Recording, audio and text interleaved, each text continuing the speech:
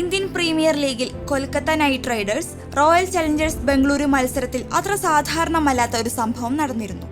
Kolkata opener Sunil Narine ഒരു hit wicket പുറത്താകലിൽ നിന്ന് ഭാഗ്യം കൊണ്ട് മാത്രം രക്ഷപ്പെട്ടതാണ് ഇപ്പോൾ ആരാധകർക്കിടയിൽ ചർച്ചാ വിഷയമാകുന്നത്.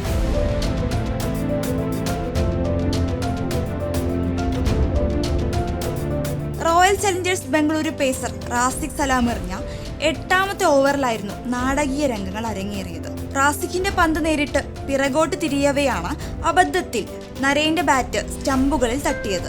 ഇതോടെ വിക്കറ്റുകളിൽ ലൈറ്റ് തെളിയുകയും ബെയിൽസ് താഴെ വീഴുകയും ചെയ്തു.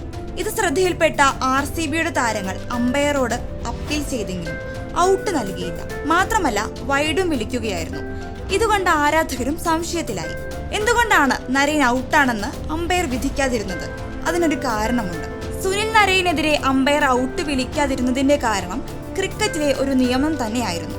MCCയുടെ നിയമപ്രകാരം ഒരു ബാറ്റർ ഷോട്ടിന് ശ്രമിക്കവേ ഹിറ്റ് വിക്കറ്റ് ആയാൽ മാത്രമേ അത് ഔട്ടായി കണക്കാക്കുകയുള്ളൂ.